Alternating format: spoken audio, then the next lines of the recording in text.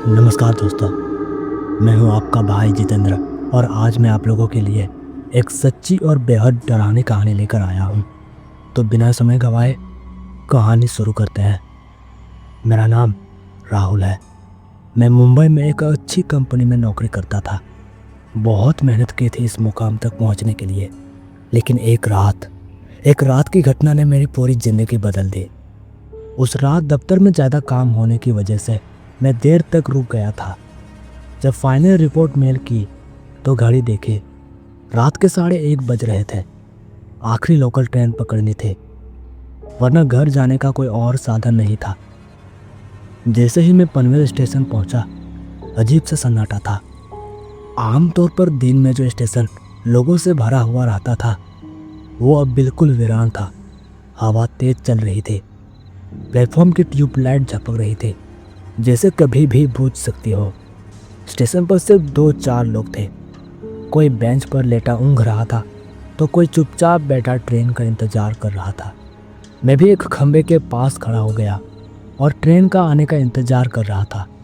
तभी मैंने देखा, कुछ दूर पर एक आदमी सीट पर बैठा मुझे ही घूर रहा था। मुझे लगा शायद कोई होगा जो मेरी तरह ट्रेन का इंतजार कर रहा है, लेकिन काफ़ी समय तक मैंने नोटिस किया कि वह बार बार बस मुझे ही देख रहा था। यह देखकर मैं उसकी ओर जाने लगा। मैं उससे पूछना चाहता था कि वह मुझे ऐसा क्यों देख रहा है, पर जैसे ही उसने मुझे अपनी ओर आते देखा, वह तुरंत उठकर तेजी से कदम बढ़ाते हुए मुझसे दूर जाने लगा। मैं भी तेजी से कदम बढ़ाते हुए उसका पीछा करने लगा। उसी वक्त ट्रेन के तेज हॉर्न की आवाज़ सुनाई दी और मैं रुक गया। मैंने ट्रैक की तरफ देखा, दूर से एक ट्रेन आ रही थी। फिर मैंने सिर घुमाकर उस आदमी की ओर देखा, लेकिन अब वह वहाँ से जा चुका था। मैंने सोचा शायद कोई पॉकेट मार या चोर होगा। मेरे बड़े बैग को देखकर शायद उसकी नज़र मेरी ओर आई होगी। मुझे घर जल्दी पहुँचना था, इसलिए जैसे ही ट्रैक पर लोकल ट्रेन आई, मैं अपने एक एक कदम बढ़ाते हुए उसकी ओर बढ़ा। दरवाजे के पास जाकर लगभग मैं चढ़ने ही वाला था, मगर तभी किसी ने पीछे से मेरा कंधा पकड़ लिया। मुझे लगा वही चोर होगा। मैंने पीछे मुड़कर देखा, एक अधेड़ उम्र का आदमी था, चेहरा झुर्रियों से भरा, आंखों में अजीब सा डर। उसने धीरे से कहा, बेटा मत चढ़, ये ट्रेन सही नहीं है। ये संजय गांधी नेशनल पार्क की तरफ जाएगी, लौटेगी नहीं। मैं हंसा, सोचा कोई पागल होगा। मैं पढ़ा लिखा था, भूतिया ट्रेन जैसी बातें मुझे बकवास लगती थी। मैंने कहा, चाचा ये भूत प्रेत जैसी चीज़ें बस कहानियों में ही अच्छी लगती है, असलियत की दुनिया में ऐसे कुछ नहीं होते। बेटा भूत प्रेत नहीं, उनसे भी और ताकतवर नकारात्मक शक्ति है। बूढ़ा बोलते हुए कुछ बड़बड़ा रहा था, पर तभी ट्रेन की फिर से एक बार हॉर्न की आवाज़ आई। शायद अब ट्रेन आगे बढ़ने वाले थे, इसलिए मैंने उसकी बातों को नज़रअंदाज किया और ट्रेन में चढ़ गया। ट्रेन कुछ समय तक रुका रहा और तब तक काफ़ी यात्री ट्रेन पर चढ़ गए थे, पर जिस बोगी में मैं था उस पर एक भी यात्री नहीं चढ़े और वह बोगी अंदर से खाली था। मेरे अलावा कोई भी नहीं था अंदर। मुझे लगा यह कोई बड़ी बात नहीं है। कुछ मिनटों बाद ट्रेन चल पड़ी। ट्रेन अंदर से बिल्कुल खाली थी, सिर्फ मैं अकेला। कुछ सेकंड तक सब ठीक था।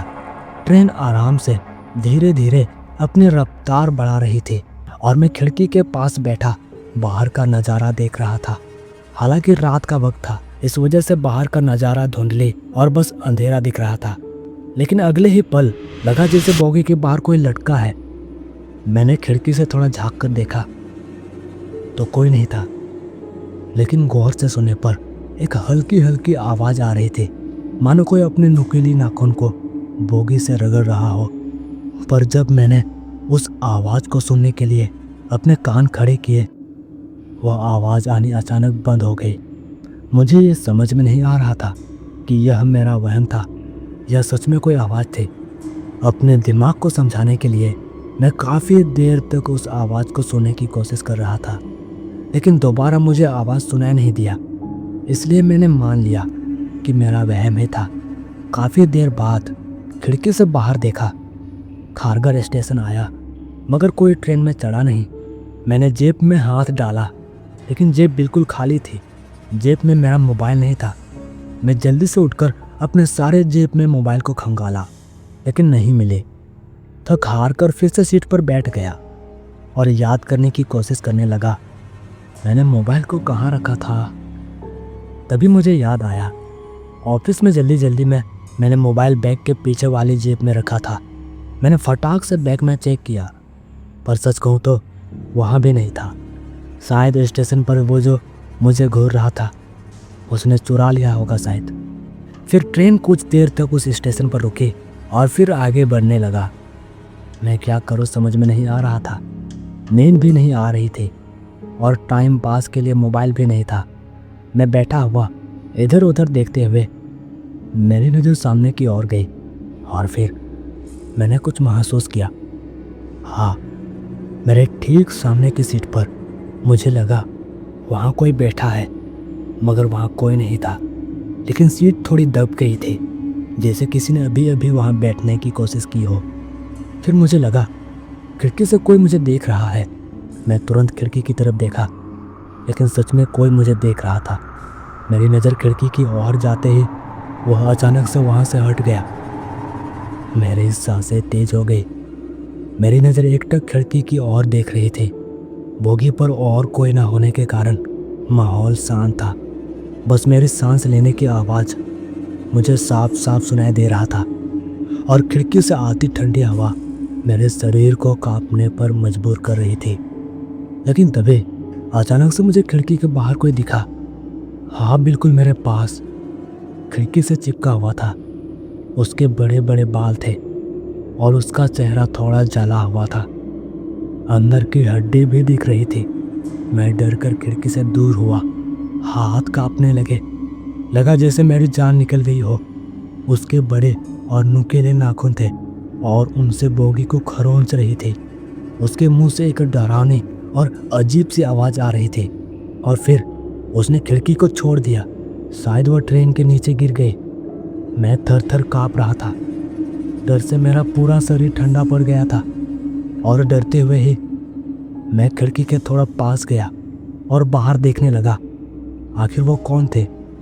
बाहर देखा तो बाहर कोई भी नहीं था, केवल घने जंगल और उसमें पसरा हुआ अंधेरा। मैंने खिड़की से नज़र हटाई और सामने देखा। सामने वही बैठा था जो कुछ देर पहले खिड़की से झांक रही थी। बिल्कुल पीला चेहरा, गड्ढों जैसी आंखें और वही जला हुआ सड़ा हुआ शक्ल था। उसे देखकर मुझे लगा मैं चीख दूं, लेकिन आवाज़ गले में अटक गई। मैं दरवाजे की तरफ भागा। ट्रेन तेज रफ्तार में थी। अगर मैं ट्रेन से बाहर कूदता भी तो मेरी जान नहीं बचती। क्या करूं मुझे समझ में नहीं आ रहा था। मैंने अपना सर घुमाकर देखा। वह लड़की अब सीट से उठकर धीरे धीरे अपने कदम बढ़ाते हुए मेरी ओर आ रही थी। मैं वही दरवाजे के पास खड़ा था। अचानक से उस लड़की ने अपनी बड़ी नाखून वाली हाथ मेरी ओर बढ़ाए। वह मुझसे कुछ दूरी पर थी। हाथ मुझ तक पहुंच नहीं रही थी, लेकिन तभी उसके हाथ लंबे होने लगे। डर से मेरे शरीर के बाल खड़े हो गए। आगे जाने के लिए अब कोई रास्ता नहीं था, लेकिन लगातार उस लड़की के हाथ मेरी ओर बढ़ती रही। इतना कि अब उसने मेरा गला पकड़ लिया और मुझे ऊपर उठाकर एक बेहद डरावनी हंसी हंसने लगी। मेरा दम घुट रहा था। मैं तड़प रहा था। लगा अब मैं चाह के भी शायद नहीं बच पाऊंगा। मैंने दरवाजे की ओर देखा। अचानक लड़की का चेहरा बदल गया। मैंने अपनी पूरी ताकत लगाकर उसके हाथ से छूटने की कोशिश कर रहा था। अचानक से उसने मुझे छोड़ दिया। मैं धड़ाम से नीचे गिर पड़ा, लेकिन मैं फिर से उठकर फिर एक बार बाहर की ओर देखा और एक ही पल में मैं ट्रेन से बाहर कूद पड़ा। बड़े बड़े पेड़ से इधर उधर टकराकर मैं वही जमीन पर गिर गया। पूरे शरीर पर बहुत दर्द हो रहा था।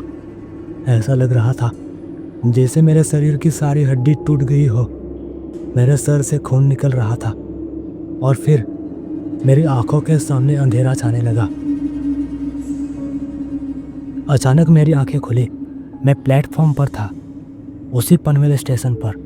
घड़ी अब भी 1:30 बजे दिखा रही थी और वो अधेड़ आदमी अब भी वही खड़ा था। बस इस बार उसकी आंखों में कुछ अलग था। फिर अधेड़ आदमी मुझे देखकर बोला, बेटा तू भी देख आया वो ट्रेन। मैंने धीरे धीरे पीछे मुड़कर देखा।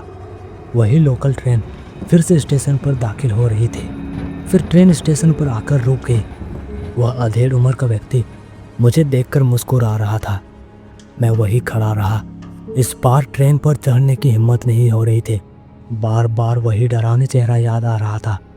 कुछ समय बाद ट्रेन चल पड़ी और पता नहीं क्यों उसे देखकर अधेड़ उम्र का व्यक्ति तेजी से ट्रेन की ओर दौड़ लगाई।